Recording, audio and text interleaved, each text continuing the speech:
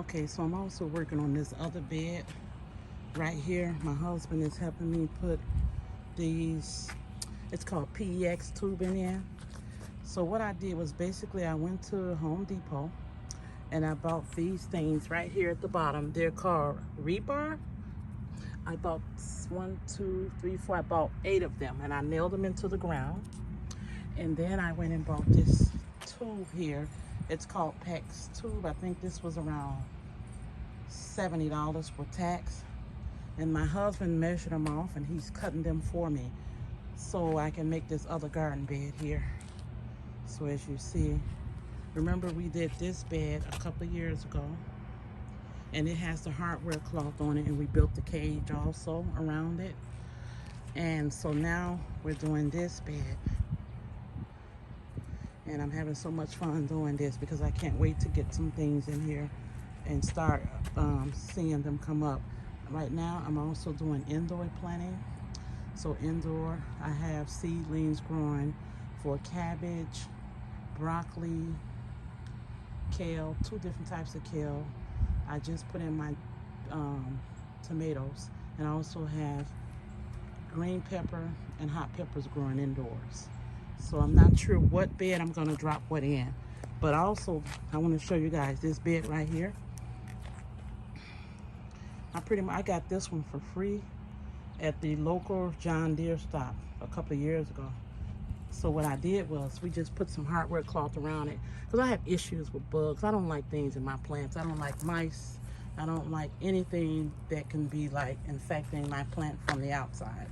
So I just put this hardware cloth around it as a double protection. And my husband is going to also do these hoops right here. He's going to make me some to go over this bed as well so I can cover it with some type of tool covering right here to keep like insects off the brassicas. So I got this from Menards. I mean, not Menards, I'm sorry, Walmart. It's just, I think it's called tulle. The type of garment they use for, they put on the skirts and things like that. And I think they use them for the pillows and that type of thing. But you can use it for your garden as well. It's a very good protectant for, protect insects, beetles and cabbage moths, those type of things from eating up your green, your brassicas, you know, like your collard greens and cabbage and things like that. So he's going to make that blue hoop to go around this bed. And then I'm going to fill it up with more, top it off with some more organic soil of some type. I'm not sure what. I'm going to top this one off. Also, how I already put peat moss, perlite, and some organic fertilizer in this bed, so about a month and a half ago. So I'm just building it up now so I can start dropping some things in within a month. Hopefully I'll be able to bring my indoor seedlings outdoors and start planting. And also I got a spot here that I plan to do something. I think I'm just going to go with buckets from Menards or Home Depot, and I'm just going to do my peppers in buckets, I think, and probably my tomatoes in buckets because I want them to be separate from these big growing beds because I know you can't grow certain things together. So I want to grow those separately, or I might just do these little pails here with the tomatoes and the peppers. I'm not sure yet, but I just want to give you guys a view of what I'm doing out here. We've been working on this most of the morning. It's pretty fun. Good workout as well. It's good bonding time. You know, we've just come to the conclusion that we're going to grow the things that we eat, and we want to grow them as organically as we can. Some of the seeds I got are organic, some of them are not, but in terms of what we're putting into our garden, we know what we're putting into it. We know that there's no pesticides and things like that that we're using that we will be affected by. So we're happy about that. And also I have this section over here in the garden. And what I plan to do here, I dug this spot up already and I put cow manure down. I don't know if you can see it. It looks a little different from the others, but some leaves blew over it. I plan to either do potatoes, I want to do watermelon this year, and corn. So this is a pretty long area, as you can see here. And I'm going to have to kind of section it off.